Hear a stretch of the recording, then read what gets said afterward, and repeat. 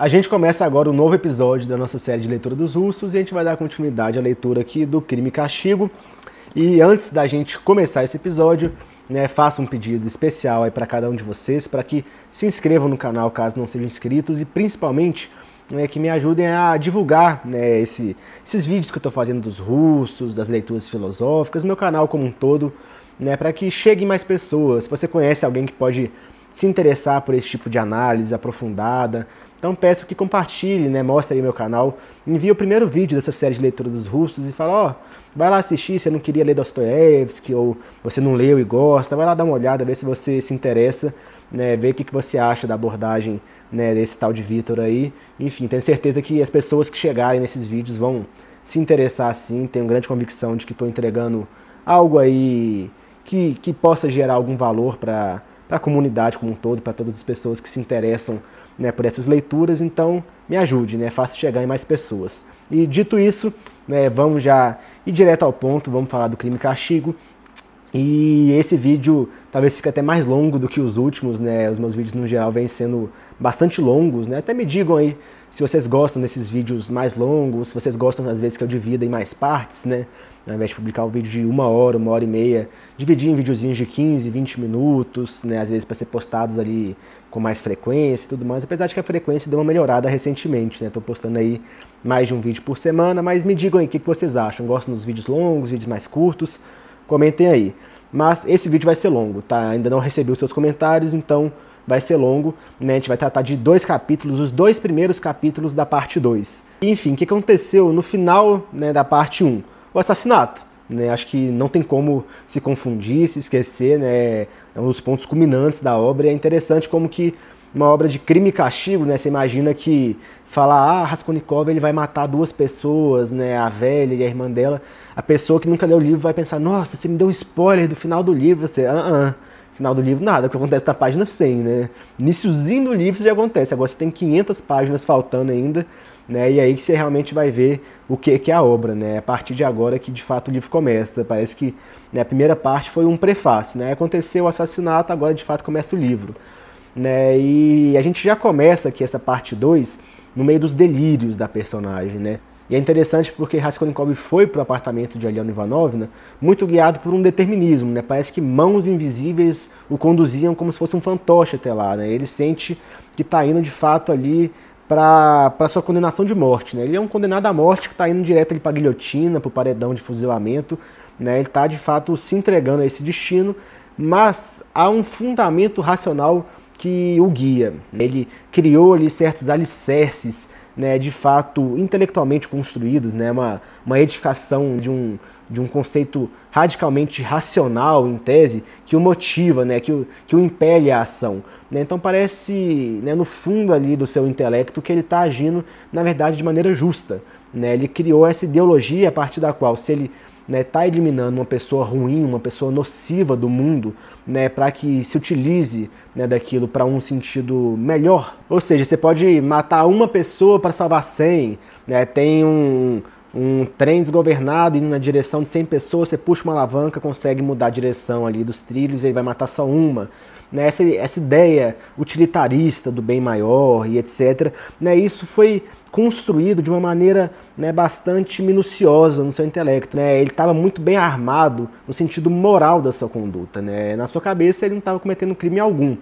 E aí ele tinha uma teoria do porquê que normalmente os crimes eram descobertos, porquê que os criminosos pareciam agir de uma maneira tão irracional, deixavam tantas pistas, tantos indícios. E ele considera que isso acontece principalmente por conta de um declínio que acontece na vontade, na própria razão desse criminoso, de modo que ele acaba se guiando de uma maneira que ele se entrega realmente. Ele poderia fazer muitas condutas para se ocultar e para que o crime realmente não deixasse qualquer rastro, mas ele parece que com esse declínio da razão, ele faz questão de ser descoberto.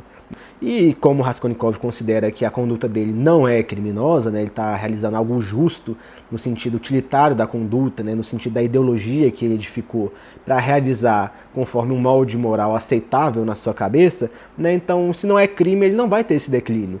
né, o declínio da razão, da vontade, isso acontece para quem está realizando um ato reprovável. O que ele está fazendo é, na verdade, desejável. Ele está tirando uma pessoa nociva do planeta, ele está tirando um piolho, né, e por isso ele talvez seria um sujeito realmente elevado, capaz, né, de transpor as barreiras de uma moralidade simples e ir realmente na direção de uma moralidade transcendente, né, o bem maior, o bem, né, a supremacia de uma justiça que não é simplesmente aquela piedade cristã, tudo é algo muito mais complexo, é o pensamento que realmente motiva o personagem. Só que parece que ele não está tão certo disso. No caminho ali do apartamento de Aliona Ivanovna, ele muitas vezes, né, pensa em desistir, quer voltar atrás, mas ele continua impelido àquela ação, como eu disse, quase que por mãos invisíveis, ele segue naquilo, né, e quando ele vai realizar o crime também tudo foge ali das mãos dele. A gente pode lembrar daquele primeiro fluxo de consciência, aquele primeiro monólogo interior que o personagem tem, né, que ele reflete como que parece que tudo foge das mãos do homem, né? O homem vê tudo passando na sua frente e deixa escapar, não consegue alcançar aquilo, né? E que talvez um sujeito superior moralmente conseguiria resolver esse problema. A gente vê que ele não é superior em nada, porque tudo foge, né, das suas mãos, tudo acontece de uma maneira absolutamente inesperada, né? Ele foi até a casa da velha para matar só a velha, acaba matando Elizaveta também.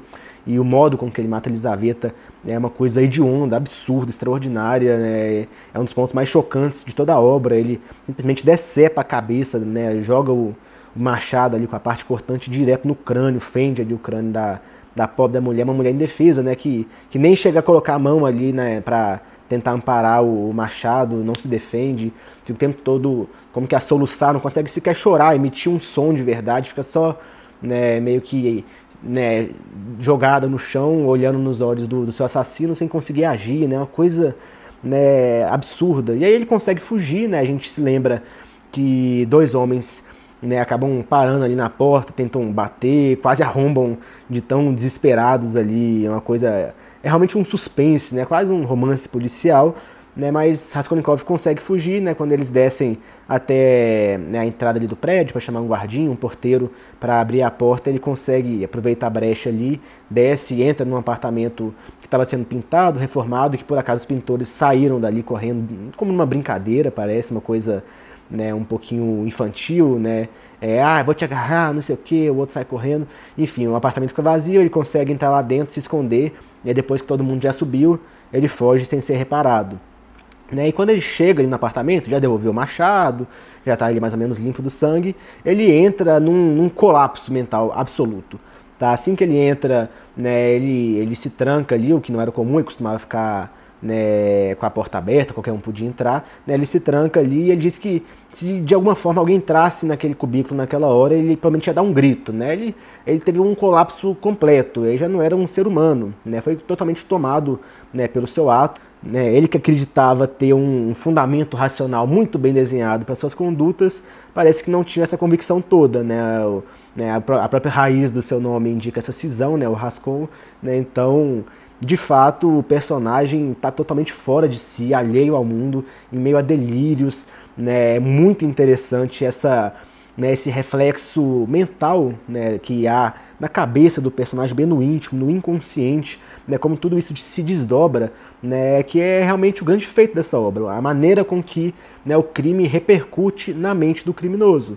Né, a grande questão do castigo vai para muito além de um suplício material, de uma prisão, né, é muito mais a tortura mental, né, toda a aflição, né, todas, né, as oscilações psicológicas, né, a qual passa o criminoso. Né, Raskolnikov a todo momento parece que, né, sai de um estado de consciência e vai para um absoluto delírio. A mente dele perde totalmente o foco da realidade e se prende somente naquilo. A todo tempo ele parece sujeito a ter um desmaio, né, ele está ali entrega essas alucinações, vertigens, parece um sujeito que está ali realmente preso ao corpo, mas é totalmente espírito já, e o espírito corrompido, um espírito obscuro.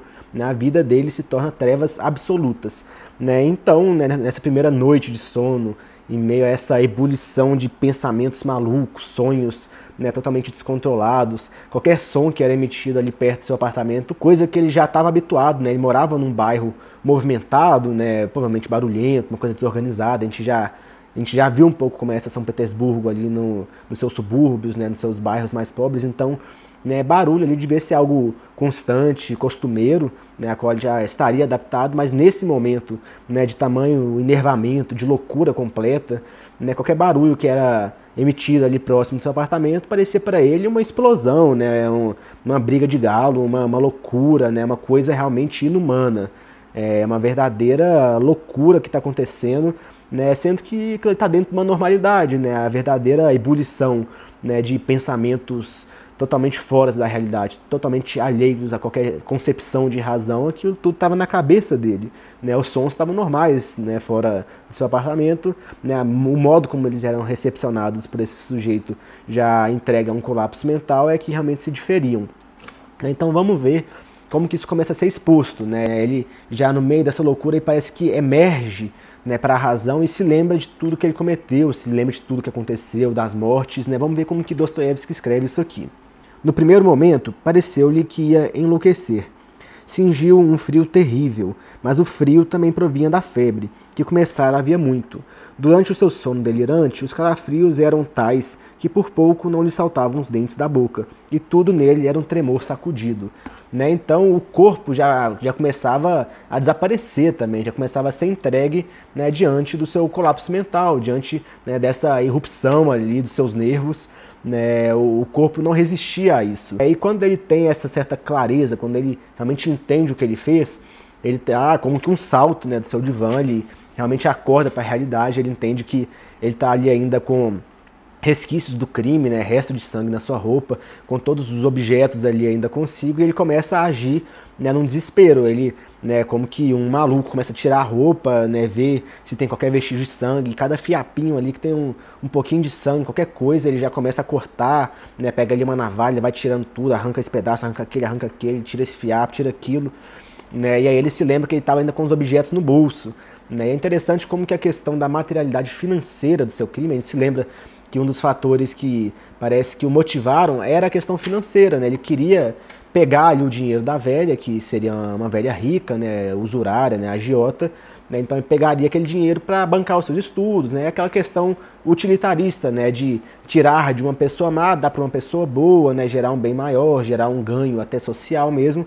Então o sentido financeiro em tese era um motivador, mas ele parece totalmente, né, distante disso, ele não se importa com os bens. Depois que ele mata a velha, ele vai lá abrir o baú, pegar as coisas meio que por obrigação, parece que já tô aqui mesmo, vou roubar essas coisas aqui também. Né, e quando ele tá ali tirando sangue e tudo mais, ele pega ali as coisas do bolso e ele se lembra, nossa, eu tô com isso aqui, eu tenho que me livrar disso. Né, ele não pensa que ele tem que, às vezes, trocar aquilo por um dinheiro limpo, né, por assim dizer, né, e, enfim, realmente, né, usufruir os ganhos financeiros desse ato hediondo que ele cometeu. Não, ele quer só esconder, quer se livrar daquilo. Né, e a primeira conduta que ele tem, né, é procurar ali, né, num papel de parede solto ali da parede dele, ele encontra um buraco ali perto do soalho e esconde lá, fica até um monturo ali, fica como que em alto relevo ali a parede ali perto do soalho, então fica bastante evidente que tem alguma coisa ali. Se alguém realmente fosse, né, vasculhar ali no apartamento dele, encontraria aquilo. Mas ele próprio diz um pouco mais na frente que consiste, na verdade, em uma espécie de um cinismo da perdição. Né? Ele parece que não se importa tanto com isso, eu vou deixar aqui no meu apartamento mesmo. Né? O criminoso parece muito preso ao crime ainda, né? Ele não consegue se dissociar daquilo, então, né, os objetos ali que ele roubou, né, nesse latrocínio ainda continuam consigo no seu próprio apartamento, no próprio ambiente em que ele dorme, né, tá muito preso àquilo, e a questão do cinismo do crime parece que ele aceita, ele se entrega, é um fatalismo, né, que assim seja, né, se me encontrarem, encontraram, se for para ser pego, fui pego, se minha vida acabou, acabou, é isso aí e tudo bem, né, é um pouco essa condição, né, mental em que ele se encontrava. Então ele escondeu, né, na parede do seu próprio apartamento. E a gente se recorda, esse é um absoluto exemplo do decaimento racional que ele achou que ele não passaria, né? O declínio da razão e do juízo que os criminosos passavam, que ele não passaria porque ele não seria um criminoso, ele está passando. Né? O que nos mostra que no inconsciente, pelo menos, e eu acho que já vai emergindo para um nível consciente, ele sabe que a conduta que ele fez é reprovável, não é justificado por aquela sua ideologia utilitarista, que vai se desenvolver ainda no decorrer do livro, a gente vai ver. Né? Ele não compreendia que havia essa justificativa plausível, né, que era aplicada a si. né, mas ele ainda continua tentando agir. Ele diz aqui a todo tempo que parece que a razão dele está querendo traí-lo, né? Parece que os seus pensamentos não conseguem se tornar uniformes, né? Eles vão como que se fragmentando. Só que ele quer unir eles novamente, ele quer tomar controle de tudo, ele quer se tornar novamente guiado por sua razão, né? Como uma maneira de superar nessa letargia, né? Esse decaimento cognitivo pelo qual ele passava. Né, então ele vai nesse constante embate consigo mesmo. Né, e esse embate vai tomando um caráter também físico, né, é uma coisa um tanto doentia. A gente se lembra que ele está ali sentindo muitos frios, calafrios mesmo, né, ele está ali com uma febre que se apodera do seu corpo, né, e aí ele constantemente oscila, né, na condição do próprio corpo, né, entre uma condição quase sonâmbula, né, uma letargia, né, o sujeito completamente abatido, em meio a devaneios, né, delirando, e do nada ele rompe, começa a pensar, nossa, tem que fazer alguma coisa, né, precisa agir rápido, né. Tem uma passagem aqui que eu acho brilhante, muito interessante, que ele coloca isso, né, essa ciclicidade, né, que envolve a sua psicologia e a maneira com que ela se relaciona com o seu corpo, né, que oscila entre um desespero por ação e uma incapacidade de agir, né, esses delírios que ele se entrega e que o tornam totalmente imóvel. Então vamos ver como é que está dito aqui. Sim, é melhor deitar isto fora, repetia sentando-se outra vez no divã, agora mesmo, imediatamente, sem perder um segundo. Mas, em vez disso, reclinou novamente a cabeça na almofada. Mais uma vez o gelou um calafrio insuportável. De novo, puxou para si o capote. E delirou durante várias horas, muitas vezes, umas atrás das outras, e ainda durante várias horas continuou a surgir num delírio a ideia de ir já, sem perder tempo, deitar isto fora em qualquer lado, para não ficar à vista, depressa, depressa. Tentou por várias vezes erguer-se do divã, mas já estava incapaz.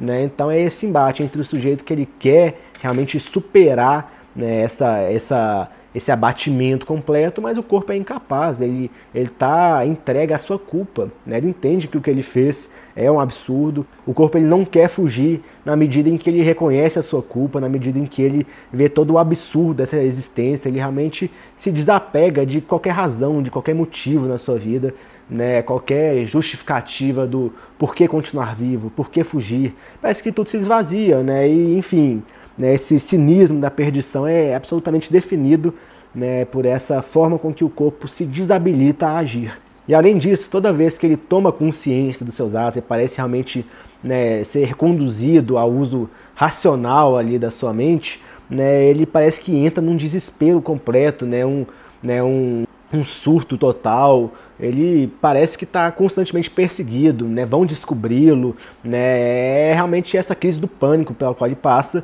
né? Há um momento aqui, por exemplo, em que ele diz: talvez toda a roupa dele estivesse manchada de sangue, cheia de nódoas de sangue, só que ele não as via, não reparava nelas, porque o seu raciocínio estava fraco, fragmentara-se. Tinha a mente obscurecida, lembrou-se de repente que também no porta-moedas havia sangue. Né? Quase aquela cena do Iluminado, né? do Kubrick, né, que abre ali o elevador e sai um rio de sangue, enfim, ele está nessa ideia absurda, né, de que é sangue para todo lado, eu tô sujo, e essa questão da sujeira que ele imagina no seu corpo reflete muito da sujeira espiritual, né, o seu sentimento de culpa. Ele está sujo porque ele foi dominado pela maldade, ele cometeu um ato hediondo que não é justificado por aquela sua falsa ideologia, né, em tese racionalista, né, aquelas ideias ocidentalistas, né, do homem superior, né, da correção dessa injustiça, o ato, né, realmente guiado puramente pela razão. Ele não tem razão, né, ele não vê verdade nisso quando o seu ato realmente atinge o seu espírito. O seu espírito está maculado, está sujo, né, e por isso que ele parece estar totalmente sujo de sangue e vai arrancando os pedaços da roupa e continua sujo. Tá? Isso vai muito da questão da culpa, né, dessa sujeira espiritual. E é nesse momento, né, em meio a esse desespero e essa oscilação entre, né, a vontade de se livrar logo das roupas sujas de sangue, dos objetos que ele roubou, né, e que ele acabava se entregando às suas alucinações, é nesse momento que batem na sua porta, né, ele escuta primeiro Nastácia, né, aquela moça boazinha, simpática, né, piedosa ali, que se preocupava com ele, que, né, levava para ele chá, alguma comida, né, porque ele pagava também por esse serviço de quarto. Né, Nastácia bate na porta, só que ele também escuta uma voz masculina. e era o guarda, né? E aí Raskolnikov já se desespera, né? Ele pegou o machado desse guarda, né? E logo no dia seguinte bate na porta dele esse homem, ele, meu Deus do céu, já sabem de tudo, o que eu vou fazer, né? Ele sempre entra nesse desespero, né? Que ele vai ser pego, ele vai se entregar e tudo mais. Ele abre a porta, provavelmente de olho arregalado, assim, olhando pro guarda, meu Deus, o que você quer? O que você tá fazendo aqui? Meu Deus do céu, já a gente pensando que a qualquer hora ele pode soltar alguma coisa, né, imprópria ali que pode comprometê-lo. E então ele recebe uma carta, né, dizendo, na verdade, ordenando, né, que ele compareça à polícia. E a reação imediata que ele tem: polícia? Meu Deus, o que a polícia quer comigo? Eu não tenho nada com a polícia. E, enfim, o guarda fala: dane-se, né? Então, ó, a carta aqui, ó, vai lá pra polícia, vai com Deus.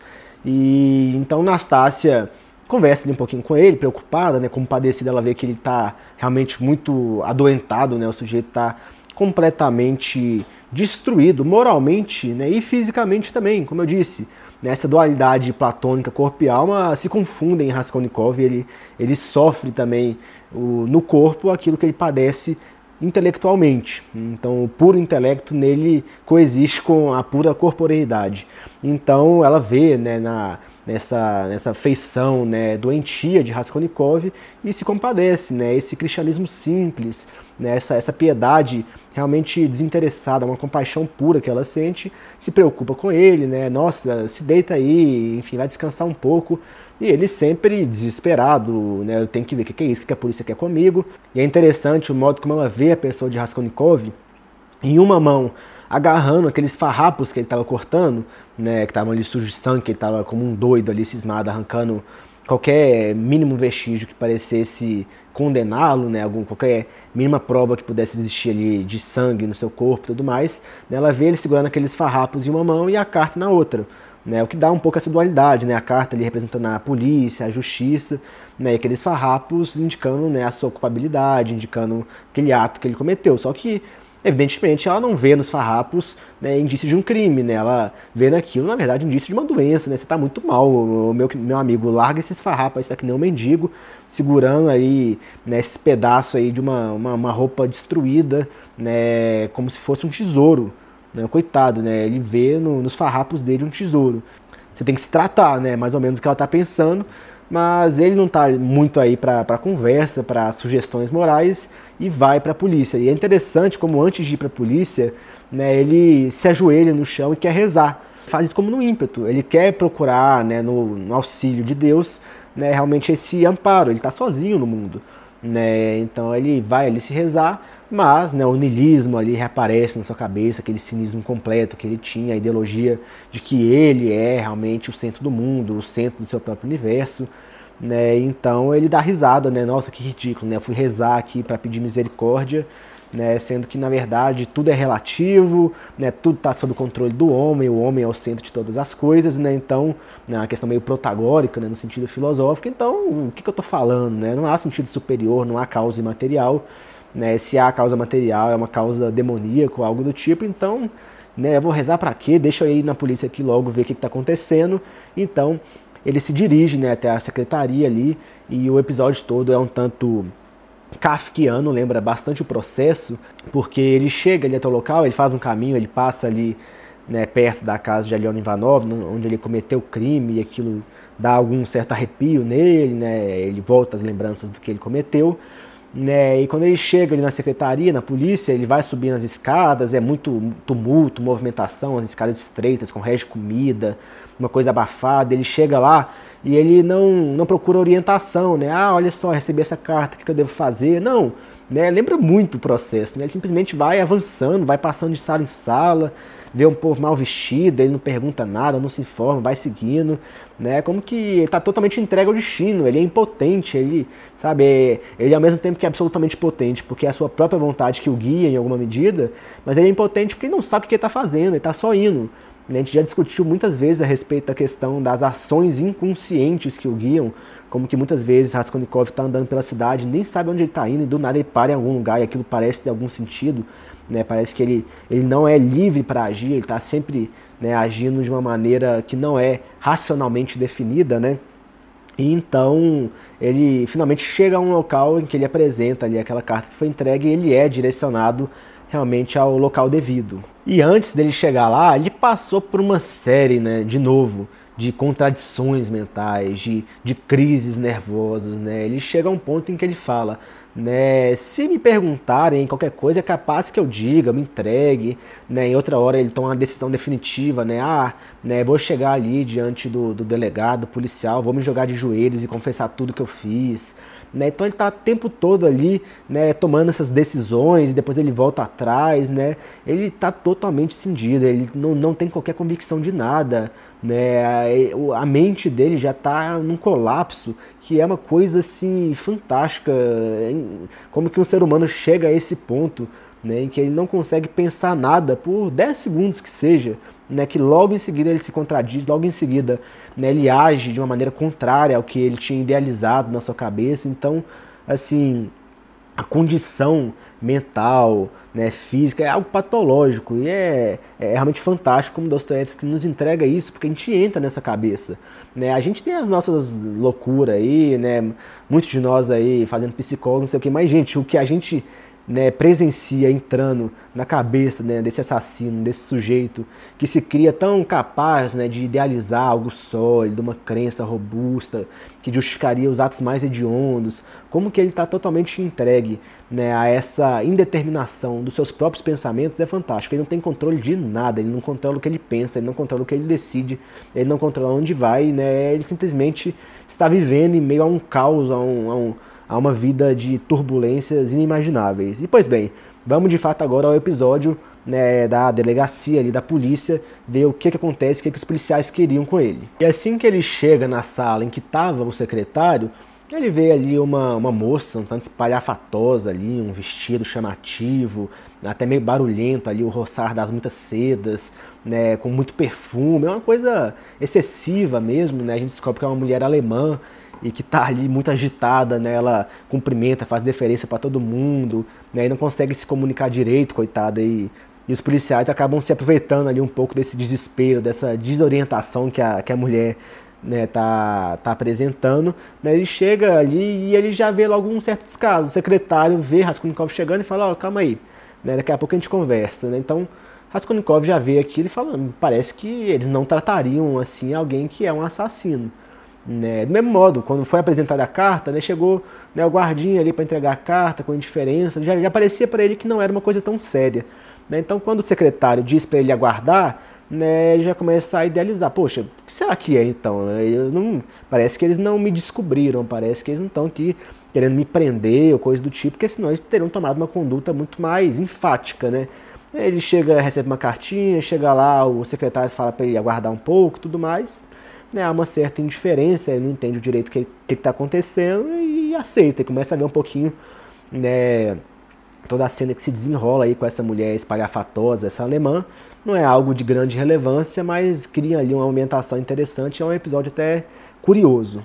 E aí, quando chega ali um auxiliar ali do inspetor, né, um sujeito, né, que se achava ali o maioral, né, é um homem que demonstra mais alta vaidade, né, do funcionário público, né, por mais que ele fosse ainda de um nível bastante, né, baixo, né, na hierarquia do funcionalismo público russo, né, ele se considerava realmente, né, o maior de todos, né, é uma grande autoridade, muito vaidoso, né, uma postura elevada, por mais que os trajes não condizessem, né, com essa sua postura altiva, né, essa altivez constante a todo momento, né, um sujeito meio raivoso, né, ele é chamado ali de pólvora, né, porque ele pode explodir a qualquer momento, né, então não pode mexer com a vaidade dele, porque senão ele responde à altura, né, é o que se acha realmente o rei do universo.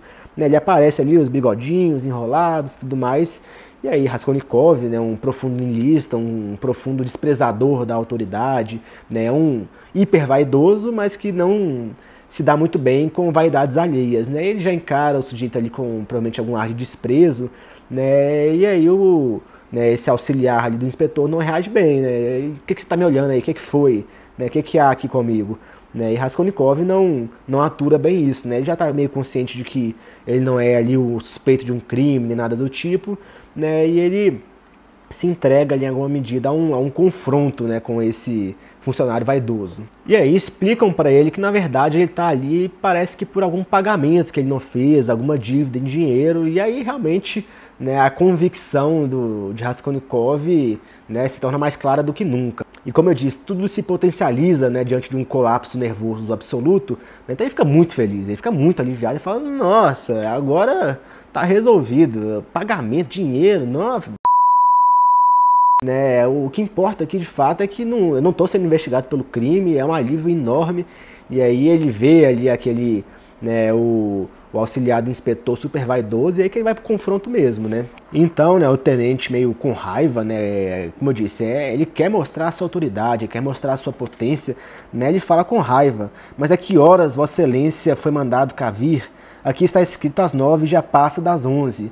Né? E aí Raskolnikov não vai falar, desculpa, né, eu me confundi, né? Ele defende já, né, numa postura também igualmente vaidosa, igualmente altiva, né, e fala, só há 15 minutos me entregaram um aviso, né, e ele já com bastante raiva, né, já basta ter vindo cá doente e com febre. E aí outro responde, não se atreva a gritar comigo, né, e aí ele responde, não estou a gritar, estou a falar em voz moderada, o senhor é que está a gritar comigo, mas eu sou um estudante e não admito que me gritem, né. Então, ó, começa esse confronto, não grita comigo, eu não estou gritando, você que está gritando, uma coisa meio tosquinha, né, verdade, né, mas Raskolnikov já se recuperou, naturalmente, naquele estado de letargia, né, em que ele estava, ele não ia confrontar um tenente, né, ele ia ficar ali submisso e já teria talvez se ajoelhado e confessar todo o seu crime, mas como eles não suspeitavam dele como um criminoso e o motivo de estar ali é outro, né, ele meio que retoma a condição anterior, né, o status quo, e entra nessa batalha.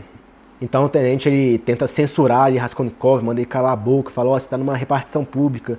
Daí Raskolnikov devolve, né? Você também está numa repartição pública, você é um funcionário público, você deve respeito, né? Eu sou aqui um estudante, eu também quero ser respeitado, você tá errado, você ainda tá fumando, não sei o quê.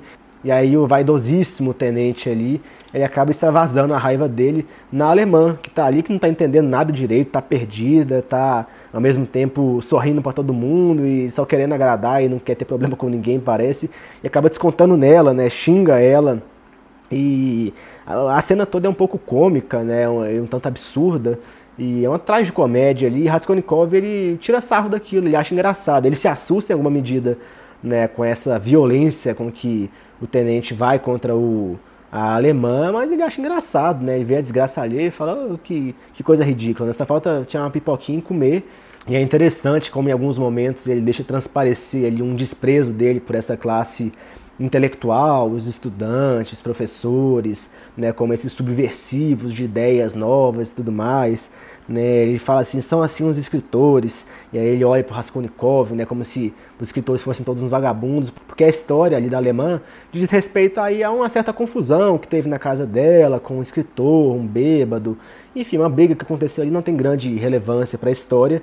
Mas o tenente ele já vai mostrando um pouco da sua ideia, né, desse seu confronto com Raskolnikov, né, ele ofendidíssimo na sua vaidade, ao mesmo tempo querendo atacar a vaidade também de Raskolnikov, e é bem legal nessa parte, mas como eu disse, não tem grande relevância para a narrativa, mas já vai mostrando um pouco desses tipos ideais, né, entre o intelectual, né, e o funcionário público, né, duas vaidades opostas que estão ali nessa arena de combate. E apesar de ser tudo ainda um pouco caricato, não deixa de ter seu valor literário, estético, né? Lembra ali talvez uma peça medieval, né? Que se criam esses tipos ideais, né, ridículos e colocam todos para dialogar, é um pouquinho isso, né? O oficial caricato, o niilista, ocidentalista de ideias, né, um tanto revolucionárias, que quer combater a autoridade, né, os dois ali discutindo, cala a boca você, é interessantezinho. Mas agora a gente segue, né, e o momento mais importante é quando entra de fato a figura mais importante,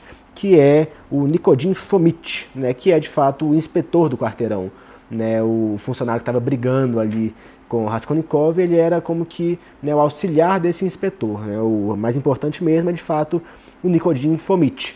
Né, e ele se apresenta ali como uma figura muito mais pacificadora, muito mais harmoniosa, um sujeito mais amável, mais agradável. Né, então a alemã que estava sendo atacada e humilhada ali, ele tenta pacificar aquilo, resolver de uma maneira mais né, agradável, né, a situação do Raskolnikov. Ele próprio diz, né, desculpa aqui, né, pelo meu companheiro, né, ele é um homem pólvora mesmo, né, ele explode com qualquer coisa que atinge a vaidade dele, mas pelo jeito você também é um pouco assim, né, você respondendo ele a todo momento, né, mas vamos resolver isso aqui com calma, ó, é o seguinte, né, a sua senhoria aqui, ela entregou, né, essa carta de crédito, ela, né, mostra ali que você está devendo tanto dinheiro para ela, né, então você tem que pagar isso, é esse o problema que a gente tem aqui. Então, né, vamos resolver, ou você paga, né, ou então você fala que vai pagar quando você tiver dinheiro, você não vai poder vender seus bens, não vai poder sair aqui da capital, né, e enfim, vamos resolver isso desse jeito. E aí Raskolnikov vê aquilo e faz como que, né, um discurso, né, ele quer se fazer de vítima, né, oh meu Deus, como é que eu vou pagar isso, né, ele já está totalmente distante do desespero de ser pego pelo crime, né, então ele já vai para um campo um pouquinho diferente, né, e ele faz esse teatrinho, né, que chega a ser um pouco uma adulação, né, adulação ao mesmo tempo, né, para o oficial caricato que ele ofendeu, uma adulação ao mesmo tempo para o Nikodim Fomitch, que foi com ele um tanto mais amável, né, e aí ele conta a história, né, oh, mas eu tô sem dinheiro, eu tô tão sem dinheiro que eu tive que sair do colégio, né, da faculdade que eu fazia, e tudo isso aí aconteceu porque na verdade eu ia me casar com a filha dessa senhoria, mas ela acabou morrendo, né, e aí, enfim, teve todo esse problema, por isso que ela tá me cobrando agora, não sei o quê, e aí os funcionários ali falam, que triste, né, que pena, mas vamos resolver aqui? Né? E aí Nikodim Fomitch, de uma maneira mais racional, orienta ali, ó, você escreve o seguinte, você fala que você não tem dinheiro para pagar agora, que você vai pagar quando, né, você tiver alguma disponibilidade, né, você se compromete a isso, você não vai sair da capital e, enfim, não vai vender nenhum bem seu e está disposto a realmente quitar essa sua dívida, né, satisfazer esse crédito que você deve.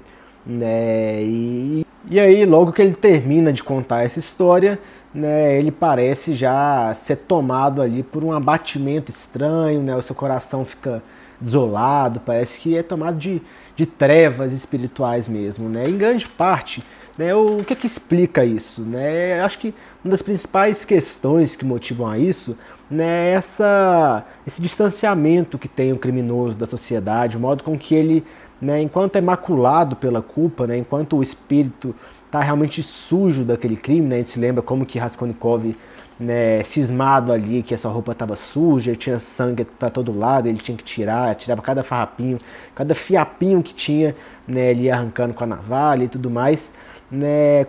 Como isso refletia muito antes uma condição né, de mácula, de sujeira espiritual, como que a culpa o corrompia e parecia corromper, né, também a questão física, material, visível. Né? Então, né, a incapacidade, né, de socializar, né, de voltar ao convívio com outras pessoas, o modo com que realmente o criminoso está totalmente sozinho, totalmente entregue, né, aos seus próprios pensamentos, ao seu próprio sofrimento interno, né, todo esse suplício mental, essa solidão completa e absoluta é realmente talvez o que mais afeta o indivíduo, o modo com que ele não consegue se desprender do crime. Né? Então, logo após ele fazer toda a história, contar toda essa questão, essa sua vida de autopiedade, né, que ele está sem dinheiro, que a filha da senhoria que ele ia se casar morreu, né, de tifo e não sei o que, ele toma a seguinte conclusão. Agora, porém, se por hipótese a sala ficasse cheia, não de polícias, mas de seus melhores amigos, nem para eles acharia uma palavra humana, de tal modo lhe ficou deserto o coração, ele está totalmente sozinho, solitário. Um pouco mais à frente. Não por compreender, mas por sentir claramente com toda a força do sentimento que não podia de maneira nenhuma, quer fosse com sentimentalismos expansivos como havia pouco, quer fosse de outro modo qualquer, dirigir-se a ninguém daquela sala da secretaria de quarteirão, nem que fosse todos os seus irmãos e irmãs e não tenentes da polícia. Não podia, estava impedido de dirigir-se a eles, em qualquer caso da vida. Nunca, até o presente momento, tivera semelhante sensação tão estranha e terrível. E o mais doloroso de tudo, era mais uma sensação do que uma consciência, uma noção, uma sensação espontânea, a sensação mais dolorosa de todas as sensações que vivera até agora. né? Então realmente essa solidão afetou muito, né? E é diante dessa cena, diante dessa condição, né, que ele se entregou, ele começa a ficar realmente muito adoentado, ele perde todas as forças, né? Ele vai escrevendo, né, aquela sua declaração de que ele ia pagar quando ele tivesse dinheiro, já mal conseguindo segurar ali a caneta, a pena, né? E quando ele de fato vai embora, ele quase desmaia, né? Ele perde totalmente as forças, né? E enfim, todos ali estranham em alguma medida, e na cabeça dele, ele tomou a decisão de que ele ia se entregar. Né, ele falou, agora eu vou falar tudo, vou me jogar de joelhos aqui no chão e vou confessar tudo. E eu vou ler mais uma passagem um pouquinho longa, vamos lá, mas vale a pena. Raskolnikov devolveu-lhe a pena, mas, em vez de se levantar e sair, pôs os cotovelos na mesa e apertou a cabeça nas mãos. Parecia que lhe estavam a espetar um prego na nuca. Surgiu-lhe uma ideia estranha, levantar-se e aproximar-se de Nikodim Fomitch e contar-lhe tudo, aquilo de ontem até o último pormenor, depois levá-lo ao seu quarto e mostrar-lhe as coisas no buraco do canto. O impulso fora tão forte que já se levantava para o cumprir. Não, é melhor pensar um minuto, cintilou-lhe na cabeça. E aí eles começam a falar exatamente do crime, né, dos pintores que saíram correndo ali na hora, né, dos dois homens que estavam ali presentes, que desceram e quando voltaram, né, estava lá escancarado o apartamento com as duas mortas. E aí, né, Raskolnikov tem outro choque de realidade. Né, eles já tinham consciência, né, eles tinham outros suspeitos que não ele. Né, e ele de novo, né, como se ele estivesse totalmente convicto de que ia se entregar, como quando ele estava indo para a polícia e muda de ideia quando vê que chamaram ele ali só para falar, né, da cobrança de um dinheiro, né, agora que ele queria se entregar de novo, quando ele vê que eles já estão falando do crime, né, falando dos pintores, falando daqueles homens, ele volta atrás e, enfim, decide não falar nada. Só que a sequência, né, dessa ocasião é muito esquisita, né? Porque perguntam pra ele, você tá doente, né? O que tá acontecendo? Né? E o outro comenta, ele não tava nem conseguindo segurar a caneta ali direito, né? Ele não tá bem não. E aí perguntam pra ele desde quando ele tá doente, né? E a sequência, assim, que você começa a olhar e falar, meu Deus, Raskolnikov, cala a boca, meu filho. Né? Eles perguntam desde quando, ele fala desde ontem. Aí perguntam, saiu de casa ontem? Saí. Doente? Doente. Que horas? Já era mais de 7 da tarde, né? Passava das 7 da tarde. E para onde foi? Andei pela rua. Né? Então, assim, ele já falou que ele saiu de casa no momento ali do crime, no horário do crime, que ele estava doente, que ele não estava bem da cabeça. Né? E aí todo mundo acha um pouco estranho. Mas, enfim, termina aí o diálogo e ele vai embora. E aí ele escuta lá da secretaria, quando ele já foi embora, né? Já está na rua, eles falando, a busca, agora mesmo. Né? Então ele já logo associa, eles estão suspeitando de mim, eles estão indo atrás ali do meu apartamento, não sei o que, eles vão encontrar tudo. E aí, né, num supetão, nesse desespero, a gente já é transferido para o próximo capítulo, né, com esse pensamento. Né? E se já começaram a busca, se eu entro lá e eles já estão lá dentro, né, a gente já está nessa ideia e a gente já é transferido para o apartamento. Né? Ele abre e não tem ninguém. Né? Então tá tudo certo, o que ele tem que fazer agora é se livrar, né, dos objetos que ele escondeu ali dentro da parede, dar um jeito de se livrar daquilo, porque qualquer hora iam aparecer no seu apartamento, iam procurar por ele, né, e iam encontrar tudo. Então ele realmente tinha que tomar uma atitude. De novo, a razão, né, toma posse ali das suas ações, ele já não age tanto pelo ímpeto, tanto por aquele cinismo, né, fatalista de que ele, né, vai se entregar, tudo bem, não, agora ele quer reagir, né, ele tem uma segunda resposta e de fato vai tomar esse instinto de proteção, né, de autoconservação, ele vai se proteger e vai se livrar daqueles objetos de algum modo. Né, então é nesse contexto que a gente começa o capítulo 2 da parte 2. Então, já no início do capítulo 2, né, ele pega ali os objetos e enfia no bolso de qualquer jeito, mostra um absoluto descaso, né, com aquilo que eu já disse, né, o sentido material, financeiro do crime. Parece que a motivação dele foi outra, né, que o simples ganho financeiro, né, o simples custeio dos seus estudos. Né, ele enfia de qualquer jeito ali no bolso, vai ali para a rua, e há um detalhe sutil que muitas pessoas não percebem, mas ele deixa a porta do quarto aberta. Né, aí você pensa, por que isso é importante? Né, quer dizer que vão entrar no quarto dele depois? Não é nem isso. Né, mas a principal questão é porque ele sempre deixava a porta aberta. Quando Nastácia tenta entrar com o guardinha ali no quarto dele no início do capítulo anterior, era estranho, porque ele está com a porta trancada, né, ele sempre deixa aberta. Né, então se ele começa a viver ali, né, trancado, sendo que ele sempre esteve, né, com as portas abertas, mostra que há ali algo estranho, algo suspeito, né? Então, se ele volta a deixar as portas abertas, mostra ali realmente uma conduta deliberada, né? Ele quer mostrar uma certa normalidade, ele quer transparecer que a vida dele está como sempre esteve, que nada demais aconteceu, né? Então é importante essa conduta deliberada que ele realiza. Assim como, né, essa escolha por tirar os objetos do seu apartamento também, né, esse instinto de autoconservação, né, essa vontade de defender-se contra os investigadores, né, e se dissociar do crime que ele foi feito para fugir do castigo, deixar uma simples porta aberta, como já era hábito e costume dele anterior, né, é do mesmo modo essa conduta de autoconservação. Né? É um pequeno detalhe que muitas vezes acaba passando, mas que já mostra exatamente essa mudança, né, no itinerário, no correr das suas decisões. Então a gente entende que a decisão que ele havia tomado para aqueles objetos, como eu disse, não era lavar o dinheiro, né, trocar, vender aquilo e pegar logo um dinheiro que, enfim, já não poderia mais ser associado com um crime ou algo do tipo. Não, né, a primeira ideia que ele tem é jogar aquilo na água, no canal, se livrar totalmente dos objetos, né, ou seja, não há qualquer ganho financeiro naquilo, né, ele quer se livrar daquilo de qualquer jeito.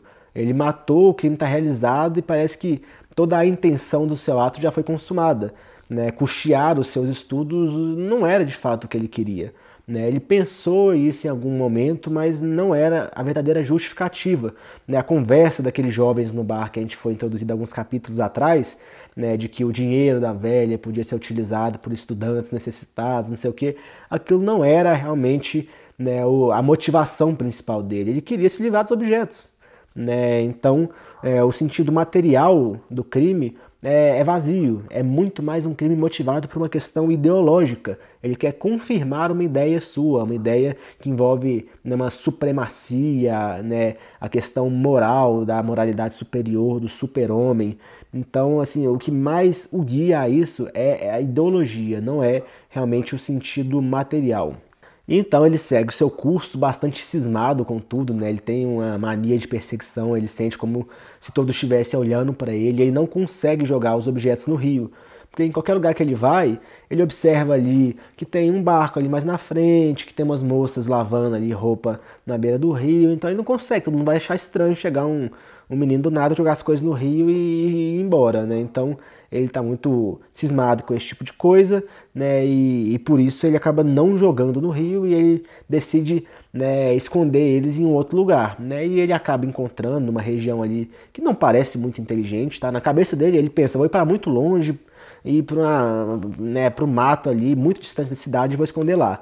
Mas ele acaba escolhendo um lugar aleatório ali, ele passa por uma região, passa ali um bosquezinho, um parque, e encontra ali atrás, né, de uma região, né, que mexia com carros, carroças, coisas do tipo, ele encontra uma pedra bem grande, né, e decide esconder ela lá. E é estranho porque é um lugar que tem movimento, né, ele está atrás de um muro e logo do outro lado tem um monte de gente passando, né, e a qualquer momento pode entrar alguém naquela espécie de um bosquezinho que ele estava e ver ele ali, né, um lugar que estava sujo de carvão e etc., né, era como se fosse um estacionamento, os fundos de construções e etc. Então, a qualquer momento podia alguém ver ele, e seria algo muito estranho, né? Então, é um lugar que parece que não foi de fato decidido, né, por realmente uma conduta pensada, né? Foi muito mais, como sempre, né, um instinto irracional, né, uma ação inconsciente. Né? Ele olhou para o lugar, vai ser aqui, né? A pedra era grande, ele levanta a pedra, né, e aí com um buraco em que ela, né, estava depositada ali, ele joga os objetos ali, empurra a pedra de volta e, enfim, tá imperceptível, ela tá centímetros mais alto, mas ninguém nunca vai ver aquilo, aquela pedra tá lá, sabe-se lá desde quando, é possível que Adão e Eva andaram ali perto da pedra e ela nunca saiu dali, então, né, ele pensa, ótimo, tá resolvido, me livrei disso, né, agora qualquer questão que me associa com crime, né, tô absolutamente, né, impune, ninguém vai me descobrir, né, não há nada que me relacione mais com esse crime, não há absolutamente nada. Se por algum acaso daqui a 1 milênio alguém encontrar aquilo ali, nunca vou imaginar que eu tenho qualquer relação com isso, então tá resolvido, não tem mais nada que, né, que o associe ao ato criminoso. Né, agora a única coisa que pode acontecer que o denuncie seriam seus próprios atos, porque não há mais absolutamente qualquer indício que ele possa ter deixado.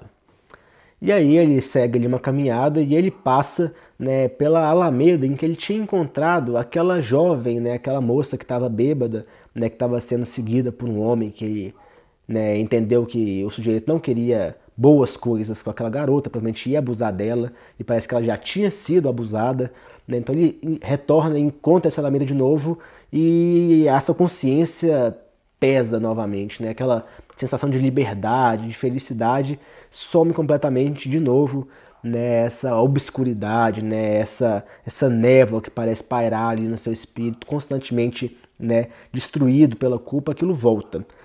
E então, né, com a consciência atormentada, ele começa a meditar novamente a respeito do seu crime, né, e ele retorna à questão da materialidade do crime, que eu já falei aqui com vocês várias vezes, né, a respeito dos ganhos financeiros e o modo como ele parece totalmente indiferente à questão pecuniária. Ele não liga para o dinheiro, ele não abriu para ver os objetos, ele não quis abrir o porta-moedas para ver quanto dinheiro tinha, ele não pensou em quantificar, né, os resultados daquele crime, aquilo para ele não teve qualquer relevância, né? E olha só como que está posto aqui. Se tudo aquilo foi feito conscientemente e não por estupidez, se foi de fato um desígnio teu determinado e firme, por que não abriste ainda o porta-moedas e não sabes sequer quanto te rendeu o ato tão vil, tão abominável e tão abjeto pelo qual aceitaste todo o martírio e que cometeste conscientemente? Não quiseste até atirá-la à água, o porta-moeda, juntamente com os outros objetos, que também ainda mal viste, como é então? Né? E aí a gente de novo volta à reflexão, porque talvez a motivação que ele teve não foi ter ali um dinheiro suficiente para voltar aos seus estudos, não é aquilo que os jovens apresentaram lá no bar capítulos atrás, de utilizar, né, o dinheiro de uma pessoa vil, uma pessoa, né, ruim ali para a sociedade, de uma maneira a corrigir, né, essa maldade, a fazer justiça. Parece que há uma motivação muito diferente, né, e por isso que ele não se preocupou com qualquer ganho financeiro. Mas a conclusão que ele toma é de que, na verdade, ele está doente, né, que ele está tomado ali, né, por pensamentos muito esquisitos, está todo tempo delirando, né, e que quando ele sair da doença dele, que aí sim ele resolve tudo que ele tem que resolver, aí ele pensa o que ele tem que de fato fazer, como que ele deve agir, mas agora ele está, né, incapaz de realmente refletir sobre o que ele fez e sobre o que ele deve fazer de fato. Ele tem que se livrar das suspeitas, ele tem que se conservar, né, ele tem que realmente se defender sobre, né, qualquer questão que possa comprometer, mas, né, realmente levar aquilo a um grau de meditação, ele está incapaz. Então, né, caminhando e refletindo tudo isso, ele é tomado por um sentimento de nojo enorme. Ele diz aqui que era uma repulsa tão grande que ele era capaz de cuspir na cara de alguém que passasse ali perto dele, né, que se alguém viesse conversar com ele, além de cuspir nessa pessoa, ele podia morder ela. Então, assim, ele estava realmente maluco. Nossa senhora, meu filho, você vai conversar com um sujeito vestido como um mendigo, você pergunta uma coisa, o sujeito cospe na sua cara e vai morder sua mão, você vai pensar o quê, né? Essa pessoa tá maluca no crack, né? Ela não tá bem, não. Assim, o nível da condição mental, né, do Raskolnikov é realmente preocupante. E aí, no meio de devaneios e loucuras raskolnikovianas, né, ele se depara de frente com o local em que morava Razumikin, né, aquele seu amigo, né, que eu apresentei para vocês alguns capítulos atrás, né, que Raskolnikov pensou em visitá-lo de maneira inconsciente, né, ele encontra em Razumikin esse amparo emocional, né, ele considera um sujeito muito bondoso e inteligente, né, o único que conseguiria entendê-lo, né, e ampará-lo em alguma medida, no sentido, né, mental mesmo, no sentido da sua consciência, da sua culpa, né. Antes de matar, ele queria ver Razumikin, ele deixa para depois e, sem nem pensar, ele não realmente planejou visitar o seu amigo, mas sem pensar, né, ele se viu diante da sua casa, né. E aqui, de novo, liberdade não há, né, ele age sempre de maneira inconsciente, né, ele não reflete sobre o que ele faz, né, ele parece sempre agir conforme uma vontade muito internalizada, mas que não é expressa pela sua razão, porque a sua razão está destruída, fragmentada, fundada somente em ideologias absurdas. Então, enquanto ele age com o inconsciente, parece que é quando ele age de fato com a maior liberdade possível, né. Então ele para ali na frente da casa de Razumikin e decide subir ali ao apartamento do amigo para encontrá-lo. Só que na cabeça dele, ele não queria encontrar com ninguém, ele não imaginou que ia ficar cara a cara com o amigo, não sei o que estava na cabeça, né? Se ele subiu até o apartamento do amigo, bateu na porta e entrou, o que ele estava imaginando, né? Só que ele parece que, né, pelo exercício da sua mente, aquilo não era aceitável, né? Então, né, o diálogo que transcorre com Razumikin é muito interessante, né? É um sujeito muito simpático, muito bonzinho, é a definição de bondade, de caridade, né, de amor, né, entregue simplesmente de uma maneira desinteressada. É o diálogo que há entre esse sujeito bom e o sujeito completamente pervertido, maluco, né, doente por sua culpa, é muito interessante, né? E eu morri de rir, porque assim que, né, o Razumikin encontra com Raskolnikov, né, primeiro Raskolnikov, né, se assusta com a condição de Razumikin, porque tá um sujeito muito pobre, tá sem trabalho, muito mal vestido e tudo mais, e aí Raskolnikov pergunta, o que se passa contigo? Né, e aí Razumikin fala, uai, mas você também tá pior do que eu, né, pelo amor de Deus, como é que você conseguiu? E aí ele observa, né, que Raskolnikov está doente, não está bem, né, e o modo com que Raskolnikov fala realmente mostra que ele está delirando, porque ele mal cumprimentou, ele já quer ir embora. Ele já começa falando que ele foi lá porque ele precisava de alunos, e aí que na verdade não precisa de aluno coisa nenhuma, vai te lascar. Lembra bastante aquele caso do sujeito que está com muita sede, aí ele vê uma casa ali e pensa, vou lá pedir água. E aí enquanto ele vai indo até lá para pedir, né, um copo d'água, ele começa a pensar, e se o dono da casa, né, não tiver água? E se ele não quiser me dar água? E se ele achar ruim? Né? E se ele brigar comigo? Aí na hora que ele bate na porta, o sujeito abre, pois não. Ele fala, não quero água também nenhuma, não. Nossa senhora, pelo amor de Deus, vai te lascar. E o cara, Raskolnikov foi exatamente igual, né? Ele já chegou lá no apartamento, cumprimentou, falou que, eu preciso de aluno, não preciso de aluno coisa nenhuma, vou embora, tchau pra você, não quero nada com você não. E aí Razumikin fala, meu filho, você tá ficando maluco, você tá delirando, o que você tá falando? Você veio até aqui pra quê?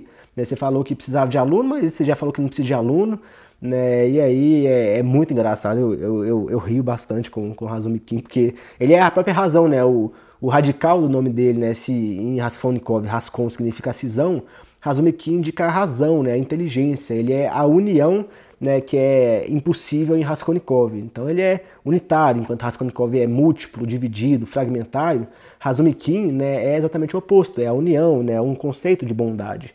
Né? Então ele decide ajudar um amigo e fala que está traduzindo ali algumas obras, né, umas obras um tanto ridículas, né, uma que está discutindo, né, se a mulher é ou não um ser humano. É engraçado como ele vai falando, mas ele fala, a conclusão é que é um ser humano, pelo menos, né, enfim, ele mostra quanto que é ridículo aquilo, mas é um trabalho digno, né? Ele está traduzindo aquilo, né? Há uma demanda pela tradução, ele está fazendo, né? Ele diz mesmo que não é tão bom na tradução assim, que ele inventa algumas coisas, mas que está tudo certo e que ele está recebendo por aquilo, e aí ele oferece para Raskolnikov alguns livros para ele traduzir e dar dinheiro para um amigo em troca, né? Claramente por uma bondade, ele faria aquilo sozinho, né? Razumikin precisa do dinheiro, ele está trabalhando ali, se esforçando para voltar aos estudos como Raskolnikov, mas por pura bondade, né, por pura piedade, ele decide entregar aquilo ao amigo e ainda disfarça, falando, não estou fazendo isso aqui para te ajudar, é porque eu preciso de ajuda mesmo, né, estou precisando, né, de alguém para me auxiliar nessas traduções e tudo mais, então pode ficar, eu te dou aqui o dinheiro, né, mas estou fazendo isso aí porque eu acredito que você consegue, eu estou precisando dessa ajuda. Então ele meio que disfarça, né, essa pena, né, e essa vontade de ajudar o amigo, realmente no sentido da utilidade, o que é brilhante, né, e mostra realmente a personalidade extraordinária de Razumikin. E a princípio Raskolnikov aceita, pega, não fala nada, vai embora. Raskolnikov é esquisito demais, meu Deus do céu, né? Não agradece nem nada, vai embora. E aí quando ele passa ali um quarteirão, ele já volta atrás, vai lá de novo para o apartamento do Razumikin, devolve, né, os livros ali que ele tinha que traduzir, devolve o dinheiro, já quer ir embora. Né? E aí a Razumikin fala, meu filho, você tá ficando maluco, pelo amor de Deus, você não quer o dinheiro, eu te dei aqui, você foi embora, você devolve, o que você quer com a vida? Né? E Raskolnikov não responde, vai embora. Né? E assim, quando ele tenta explicar para Razumikin, né, o porquê que ele foi até lá, né, isso no início, né, tô retrocedendo um pouco para explicar a razão de encontrar Razumikin, ele diz o seguinte: vim ver-te porque não conheço mais ninguém que me possa ajudar, a começar porque és o mais bondoso de todos, ou seja, o mais inteligente, capaz de me compreender. Mas afinal não preciso de nada, ouviste? De nada, absolutamente. De favores nem de ajuda de ninguém. Chega, deixa-me em paz. Né? Então é engraçadíssimo. Ele foi lá pedir ajuda e agora que tem alguém querendo ajuda, ele fala, não, sai daqui, pelo amor de Deus. É como, né, se a outra pessoa tivesse enchendo o saco dele, ele foi até o lugar, pelo amor de Deus. É muito cômico, o Raskolnikov realmente chega a ser ridículo. Enfim, ele vai embora, né? Razumikin tenta perguntar onde você mora, né? Porque ele tá preocupado com o amigo e Raskolnikov não responde. E, enfim, aí Razumikin já sem paciência fala, olha, vai pro raio que te parta, né? Vai pra... Então, né, e assim, Raskolnikov vai embora, de novo, delírios, vai andando pela cidade, né, tá andando no meio da rua, não tá andando no passeio, e nesse meio tempo ele é chicoteado, né, por um condutor ali de uma carroça, né, que, ô meu filho, sai da frente, né, você vai ser atropelado, e tudo chicoteia Raskolnikov pra ele sair da frente, voltar pro passeio. E aí Raskolnikov sofre exatamente o que aquela égua do seu sonho tinha sofrido, o que já demonstra o início dos seus suplícios, né? Agora é um suplício, né, físico de fato. Se ele estava até agora sofrendo mentalmente, é agora a demonstração absoluta do início do castigo, né? O crime aconteceu, agora o castigo, né, para completar o título. Então é o início do suplício, já bem demonstrado com uma chicoteada na cara que ele leva, né? Já fica com muita raiva, assustado, volta ali quase caindo da ponte, né, e diante dessa cena toda ridícula, totalmente humilhado, para completar ainda chega uma moça, né, uma pobre alma cristã ali, e oferece um dinheirinho para ele, né, até uma esmola considerável de 20 kopecks, era um dinheiro, né, razoável ali que ela tinha oferecido para ele, uma esmola realmente abundante, né, e fala, ó, toma isso aqui, né, pelo amor de Deus, né, por Cristo, pelo amor de Cristo, toma isso aqui, né, para te ajudar, fica com Deus, né, então mostra essa bondade, essa piedade de um ideal mais tradicional, né, a qual Dostoiévski em alguma medida propõe ali, em contrapartida aos ideais, né, mais revolucionários, mais nihilistas, né, esses pensamentos mais modernos que não viam razão em nada, né, e obviamente nessa própria piedade, né, nessa própria compaixão da moça que dá dinheiro para Raskolnikov, ele não vê valor algum, né, pouco depois ele vai jogar, né, essa moeda no rio, né, porque não tem sentido aquilo, o próprio dinheiro parece que não tem qualquer sentido para Raskolnikov. Só que aí, então, ele se depara, ele para num lugar que ele exatamente parava sempre enquanto ele estudava, né? Um lugar muito bonito. Vou até ler um pouquinho aqui da descrição para vocês, porque é ali que ele vê a catedral, né? Vamos ver como está escrito. Estava parado a olhar ao longe, demorado e fixamente. Este lugar era para ele deveras familiar. Quando ainda frequentava a universidade, talvez uma boa centena de vezes, normalmente no caminho de volta, acontecia-lhe parar precisamente nesse sítio, olhando atentamente o panorama realmente magnífico, e ficar quase sempre espantado com a impressão que isto lhe dava, vaga e incompreensível. Para ele, emanava sempre deste panorama pomposo um frio inexplicável. Este quadro imponente tinha sempre a ele um espírito mudo e surdo, né? E aí essa ideia do mudo e surdo remete, inclusive, a um exorcismo realizado por Jesus Cristo, salvo engano, no Evangelho de Marcos, né? A própria nota de rodapé da edição aqui do clube indica isso, né? Assim, São Marcos, capítulo 9, versículo 20, né? É o que mostra essa capacidade, talvez, exorcistadora, né? da paisagem que remete ali ao passado, né? Entra muito numa questão da memória involuntária, que remete a Proust, né? Vocês devem se lembrar de Proust, né? Quando ele come a Madeleine, né? O Marcel do seu grande romance, magnífico, extraordinário, Em Busca do Tempo Perdido, quando ele come um pequeno Madeleine misturado ali num chá, né, ele recorda toda a infância, né, então um fato, né, externo faz com que ele se lembre de tudo, né, de uma maneira involuntária, ele não quis se recordar, mas aquilo fez com que ele se lembrasse. Aqui do mesmo modo, né, essa visão que ele tem da catedral, misturado com o rio Nevar, quase transparente, essa beleza, né, extraordinária ali, que ele viu tantas vezes no passado, faz com que ele volte, né, essas suas lembranças, ele se retorna talvez no momento mais alegre, de maiores glórias na sua vida, né, como se ele realmente, de fato, voltasse a esse passado, como se ele revivesse essas memórias que apareceram involuntariamente por conta de uma visão, né, e olha só como que Dostoiévski coloca isso aqui. Quase lhe pareceu isso engraçado e, ao mesmo tempo, sentiu um doloroso aperto no coração. Numas quaisquer profundezas estaria agora, quase invisível debaixo dos seus pés, todo esse passado, e os seus pensamentos passados, e os objetos passados, e os assuntos passados, e as impressões passadas, e todo este panorama, e ele próprio, e tudo, tudo. Parecia-lhe que voava cada vez mais alto, e tudo lhe desaparecia da vista. Ao fazer um movimento involuntário com o braço, sentiu de repente no punho cerrado a moeda de 20. Abriu a mão, olhou fixamente para a moeda, ergueu o braço e atirou-a para a água. Depois deu meia volta e foi para casa. Parecia ter se amputado do mundo, como uma tesourada, cingindo-se de todos e de tudo neste momento. Né, esse alinhamento, assim, é muito bonita essa passagem. Tá? Eu recomendo muito a leitura nessa edição aqui, página 145. Tá? O primeiro parágrafo aí dessa página, né, que inicia, é um parágrafo grande, quase uma página inteira de parágrafo, inicia na página 144 e segue, né, mas é maravilhoso, é muito bonito, né, essa recordação do passado e como que aquilo parece para ele algo inatingível, né, ele já cometeu seus atos, ele já está maculado em seu espírito, né, a sujeira de sangue da sua roupa reflete na sujeira da sua culpa, né, e esse passado ali da época de estudante, em que ele via essa linda paisagem, para ele é algo inatingível, né, já se passou, tá ali abaixo dos seus pés, ele parece flutuar para além disso, então, né, ele está alheio a isso, ele se alheia do mundo, ele não está mais inserido nessa sociedade, ele está totalmente isolado, ele está sozinho, né, a fuga dele de Razumikin demonstra esse seu isolamento, né, essa necessidade de distanciar-se, né, ele é incapaz de voltar à sociedade, né, a chicoteada mostra muito, né, realmente o início, né, desse seu suplício, da sua punição, do seu castigo, né, e a doação, né, mostra essa capacidade talvez dele de ser perdoado, né, de realmente receber alguma recompensa caso ele queira, mas ele decide jogar no rio, né, ele abre mão da capacidade de redenção, não é o momento ainda para isso, né, ele joga no rio, né, mostrando que não é, né, da vontade dele reconciliar-se, ele tem que sofrer ainda bastante para poder chegar realmente a receber essa esmola de uma maneira justa e digna e realmente acolhê-la, né. Então vai para o rio porque, né, não é o momento ainda, né, da sua redenção, não é o momento ainda dele receber qualquer coisa, né, após todos os seus atos. Ele tem que ter quase um movimento órfico, né, o orfismo antigo, que inspirou, por exemplo, o Fédon de Platão, que mostra essa questão da purificação da alma. Né, é preciso realmente passar por todo esse processo ainda.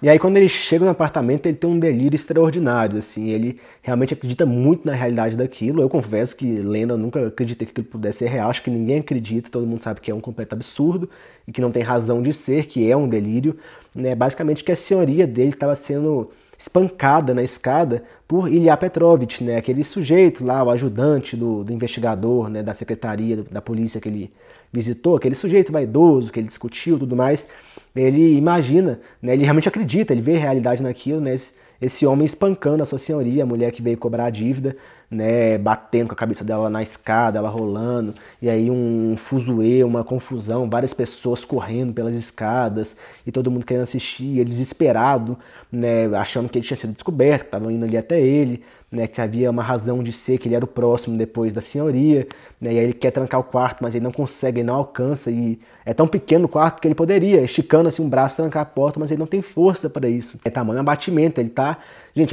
delirando, em febres, imaginando coisas, ele tá completamente maluco, destruído. Né, o corpo não aguenta, a mente não aumenta, ele está destroçado, totalmente fragmentado, a capacidade racional dele já ficou para muito longe, né? Então, em meio a esse delírio todo, ele escuta de repente Nastácia abrindo a porta e trazendo para ele um prato de sopa. E ele, assustadíssimo, perguntando, mas você não viu que bateram ali na senhoria? E Nastácia, hã? E aí quem é que bateu nela? Aí Nastácia fica calada, fica assim, né, meio preocupada com ele. E aí, Nastácia, por que você tá tão calada? E aí ela responde, é o sangue. E aí quando você lê, você já imagina, ih, lascou. É o sangue, será que ela sabe? Será que ele tá com sangue no corpo dele e ela viu? Né? E aí a gente descobre que na verdade aqui foi um jogo de palavras, na verdade ela tá falando do sangue no sentido da febre que ele tá sentindo, né?